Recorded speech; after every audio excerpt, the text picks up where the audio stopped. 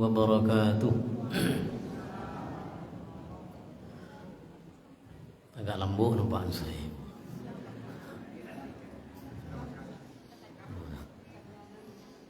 Assalamualaikum warahmatullahi wabarakatuh.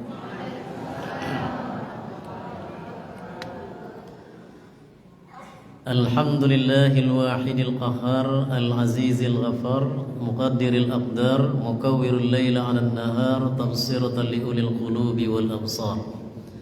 Asyhadu an la ilaha illallah wahdahu la syarika lah al-qawiyyul malikul jabbar wa asyhadu anna Muhammadan 'abduhu wa rasuluh sayyidul khalaiqi wal bashar.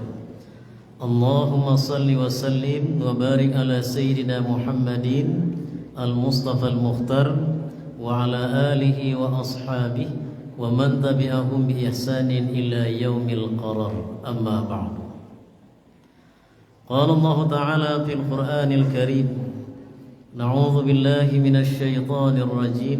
Bismillahirrahmanirrahim.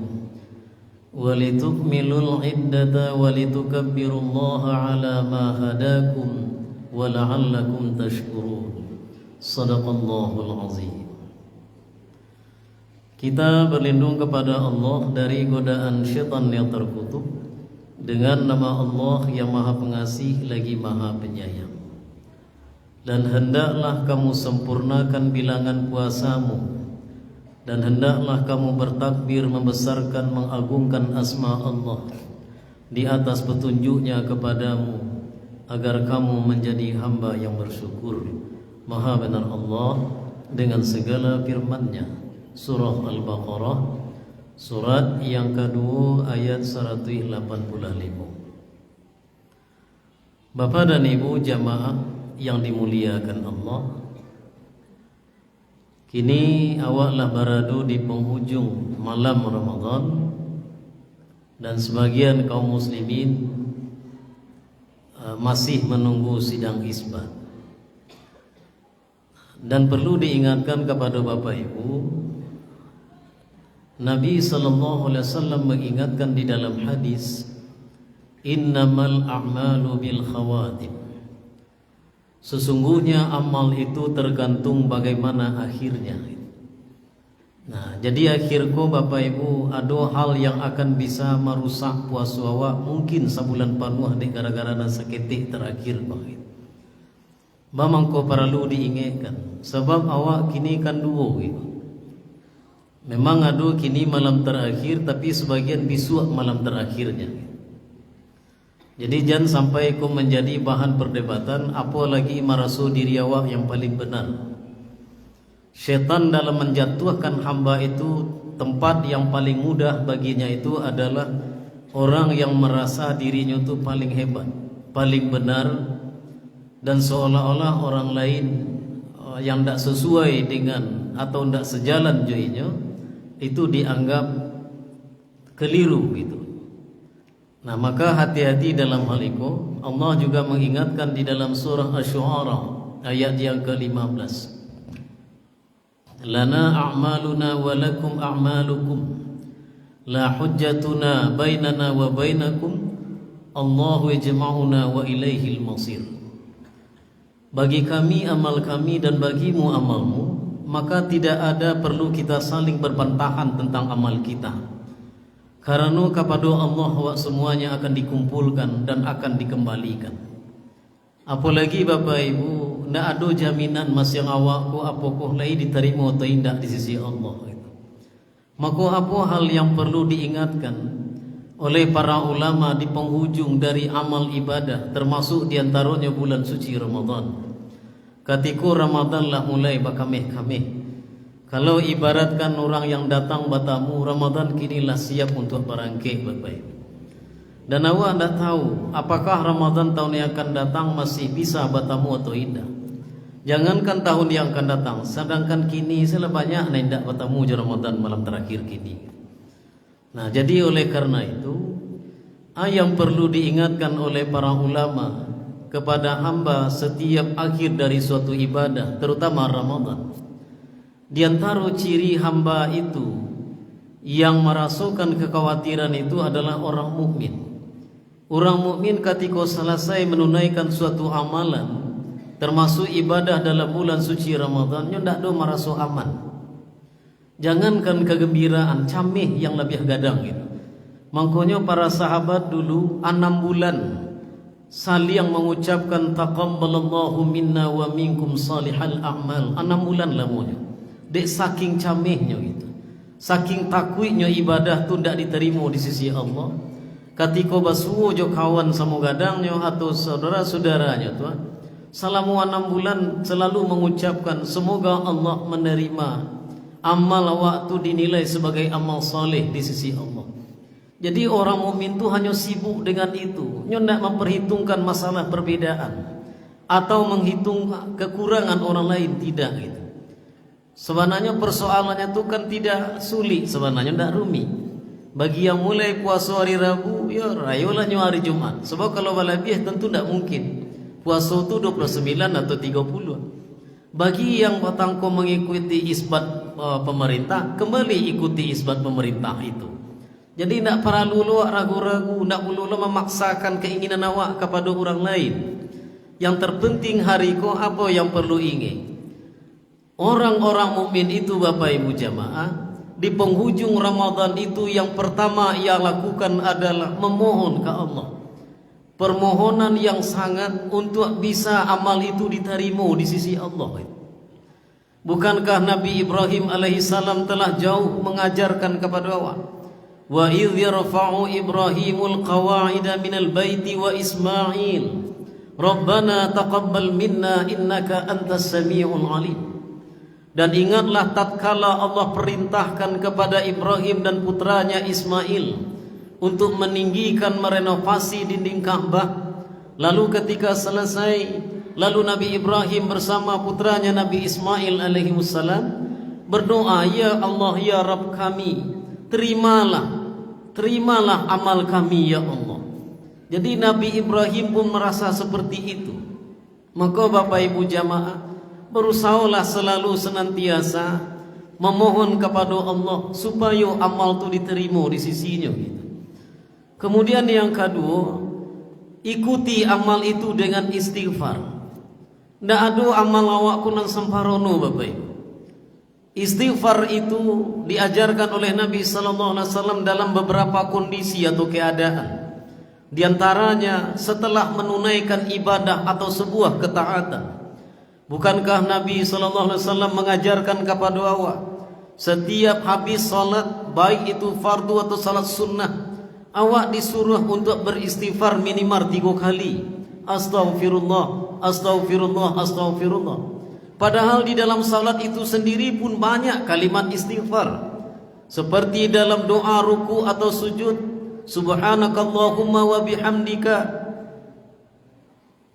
Lalu pula mau Bapak Ibu. Oh, terlampau serius nak gua. Ujungnya beko Allahumma ufirli gitu. Termasuk dalam duduk antara 2 sujud, Rabbi ufirli warhamni, ujungnya nanti wa'fu anni, maafkan aku.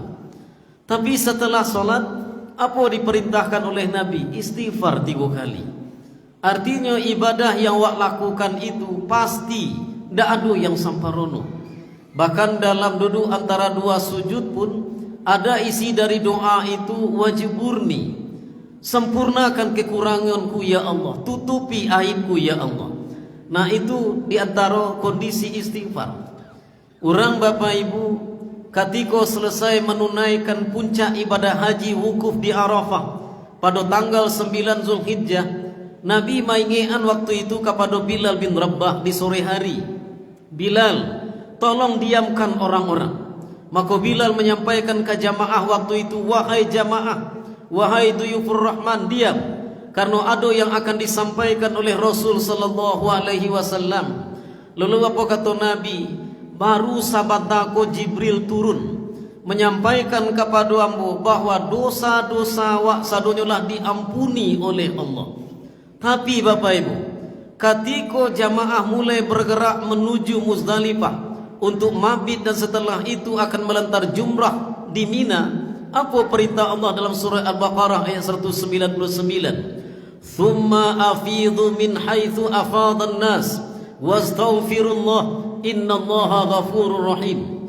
Kemudian apabila engkau telah bertolak dari padang Arafah, tempat engkau wukuf menuju Mina, perbanyaklah istighfar. Sesungguhnya Allah Maha Pengampun lagi Maha Penyayang.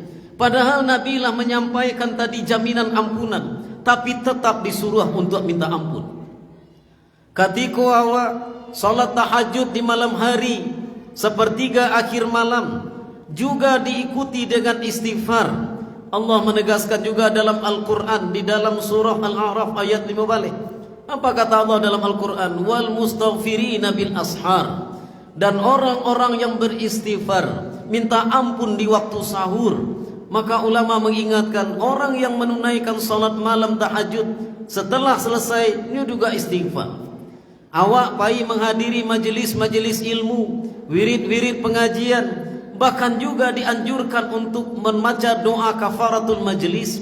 Subhanakallahumma wa bihamdika asyhadu an la ilaha illa anta astaghfiruka wa atubu ilaik. Nabi sallallahu alaihi wasallam setelah beliau berdakwah selama 22 tahun 2 bulan 22 hari, sedang diakhiri dengan Fathul Makkah, perjuangan yang teramat berat, melelahkan, bahkan mengorbankan jiwa para pengikut Nabi sallallahu alaihi wasallam, baik berada Makkah dan Madinah, yang ujungnya Fathul Makkah, kemenangan umat Islam untuk kembali menaklukkan kota Makkah dari genggaman orang kafir Quraisy. Nabi tidak ada madukan syukuran do Bapak Ibu. Tidak ada Nabi madukan undang orang barale syukuran kemenangan. Tapi apa yang turun? Perintah Allah dalam surah An-Nasr.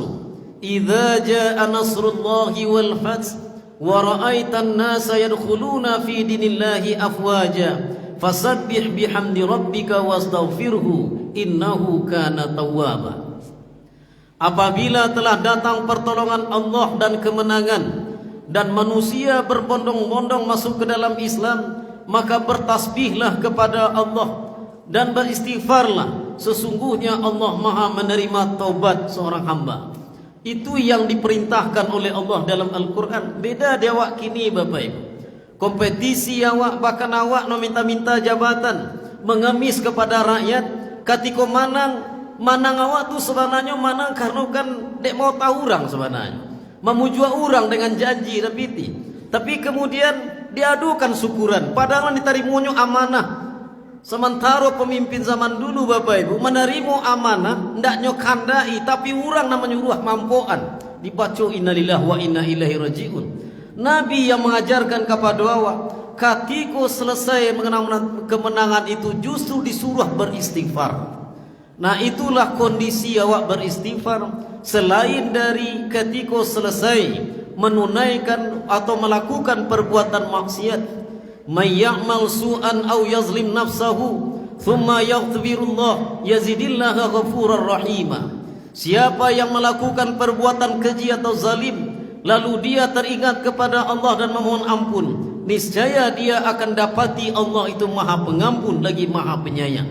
Nah itulah langkah nan kedua ketika awak selesai menunaikan suatu amalan termasuk ibadah Ramadan. Perbanyaklah istighfar, mohon ampun kepada Allah. Kemudian yang ketiga, berusaha untuk istiqamah.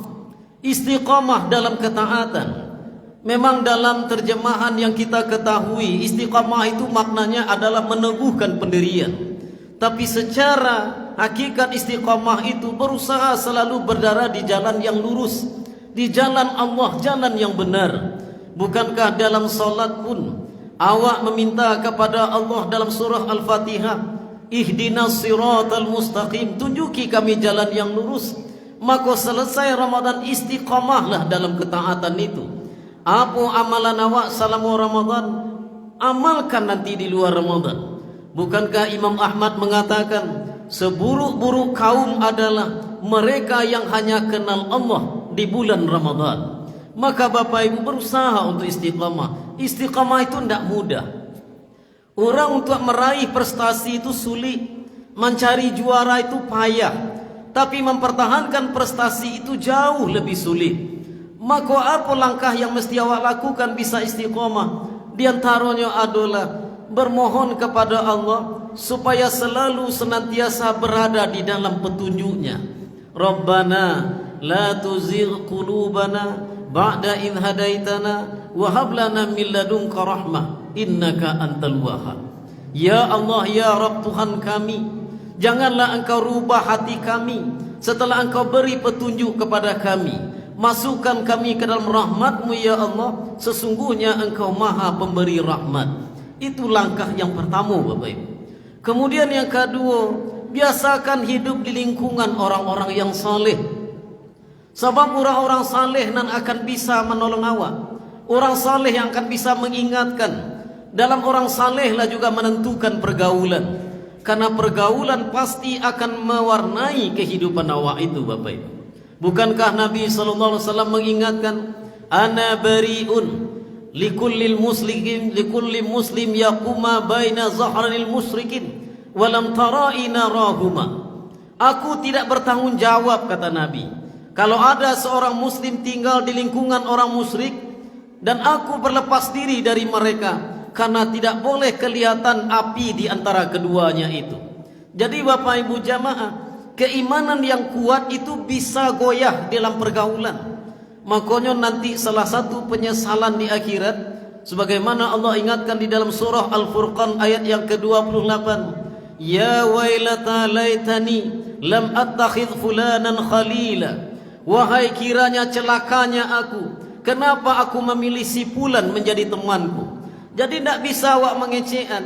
Itu tergantung iman seseorang, tidak bisa. Kalau iman lai kuat di mapun barado, tidak mungkin, Bapak Ibu. Makanya pergaulan itu perlu dengan orang-orang yang saleh. Imam Syafi'i pernah mengatakan, uhibbus salihin walastu minhum la'alli an anala bihim syafa'ah. Aku ini mencintai, sangat mencintai orang-orang yang saleh, walaupun aku bukan bagian dari mereka. Mudah-mudahan ketika berkumpul dengan mereka nanti di akhirat, aku akan mendapatkan pertolongan dari mereka. Bayangkan Bapak Ibu, Imam Syafi'i saja merasa dirinya tidak saleh, padahal beliau umur 7 tahun lah menghafal Quran, umur 8 tahun lah hafal kitab Al-Muwatta Imam Malik. Beliau menamatkan Al-Quran 16 kali selama 8 hari perjalanan dari Makkah ke Madinah untuk menemui guru beliau. Bahkan beliau menjadi seorang imam mazhab, termasuk di negara awak memegang mazhab Imam Syafi'iyah. Tapi beliau tidak merasa saleh. Apa ungkapan dari lidah beliau? Bergaul dengan orang-orang yang saleh. Nah, jadi Bapak Ibu, ketika awak bergaul dengan orang saleh, insya Allah itu akan bisa membuat awak istiqamah. Kemudian juga agar awak istiqamah itu, Bapak Ibu jamaah, jadikanlah akhirat itu sebagai tujuan utama gitu. Bukakan basirah pandangan hati waktu kepada akhirat. Karena Nabi sallallahu alaihi wasallam, Allah telah membukakan hijab pandangan beliau dari dunia menuju akhirat. Bahkan surga dan neraka pun pernah diperlihatkan oleh Allah kepada Nabi ketika dalam peristiwa Isra Mi'raj. Maka wajar Nabi mengajak seluruh keluarganya itu 10 malam terakhir untuk bersungguh-sungguh. Bukankah di dalam hadis dikatakan Nabi sallallahu alaihi wasallam, idza dakhala asrun, apabila Rasulullah telah masuk kepada 10 malam yang terakhir, syaddu mi'zarah, beliau mempaharek kain sarungnya, wa ahya laila, menghidupkan malamnya, wa ikaza ahlah, dan beliau mengajak seluruh anggota keluarganya. Baik itu Nabi sallallahu alaihi wasallam. Bapak Ibu jamaah yang dimuliakan Allah, maka orientasi waktu ke akhirat. Karena hari raya Idul Fitri dan Idul Adha, Bapak Ibu, itu seluruh kaum muslimin, bahkan orang yang tidak Islam pun satu merayakan. Maka tidak salah Buya Hamka mengatakan, kalau ingin mencari bara banyaknya orang muslim, datanglah ke lapangan di hari raya. Tapi kalau ingin mencari dima orang mukmin, datanglah di waktu subuh, salat berjamaah. Mengko bantu itu Bapak Ibu. Anas bin Malik radhiyallahu anhu, seorang sahabat yang sudah dianggap anak oleh Nabi, tinggal saja usia 10 tahun dari Madinah. Ketika diserahkan oleh ibunya, yaitu Ummu Sulaim, istri dari Talhah bin Abi Talhah. Beliau banyak mendapatkan ilmu dari Rasul dan beberapa sahabat, dan menempati urutan ketiga perawi hadis terbanyak setelah Abu Hurairah dan Ibnu Umar. Beliau meriwayatkan 2286 hadis. Apa kata Anas bin Malik? Lil mu'min khamsatu a'yad. Khusus bagi orang mukmin itu ada 5 hari raya untuk inyo. Hari raya nan pertama, kullu yauman yamurru 'alal mu'min la yuktabu fihi dambin. Hari yang dilalui oleh setiap mukmin dalam setiap hari, tapi tidak satu pun dosa tercatat di dalam kitab amalnya pada hari itu. Itulah hari raya orang mukmin. Kalau dipikir payah Bapak Ibu. Tapi ikolah orang berilmu dan beriman. Bukankah Allah menjanjikan salat yang 5 waktu, Jumat ke Jumat, Ramadan ke Ramadan berikutnya, bahkan seluruh kebaikan yang awak lakukan karena Allah, itu akan menjadi kafarat atau penghapus dari dosa-dosa yang awak lakukan. Kemudian yang kedua kata Anas bin Malik, al-yauma yakhraju fihi minad dunya bil iman wa ismatu min kaidasy syaitan. Hari katikonyo keluar dari dunia, pada saat nyo wafat, nyo meninggal dunia, maka waktu itu nyo meninggal dalam keadaan beriman dan tapaliaro dari tipu daya syaitan. Bapak Ibu jamaah, ikulah hari raya bagi orang mukmin. Kemudian yang ketiga, wal yaumal ladzi fihi yujawizuhu fi sirat. Orang yang lewat di sirat, wa ya'manu min ahwali yaumil qiyamah, dan tapaliaro dari prahara hari kiamat. Itulah hari raya yang ketiga bagi orang mukmin. Kemudian yang keempat, al-yauma yadkhulu fihil jannah. Hari ketika ia dipersilakan oleh malaikat Ridwan untuk masuk ke dalam surga. Dan yang kalimu, iko puncak hari raya yang mengatasi segala kebahagiaan. Bahkan surga Firdaus yang paling tinggi derajatnya pun akan tidak bisa dibandingkan dengan kebahagiaan dan hari raya. Apa hari raya itu? Al-yauma yanzuru fihi ila rabbih.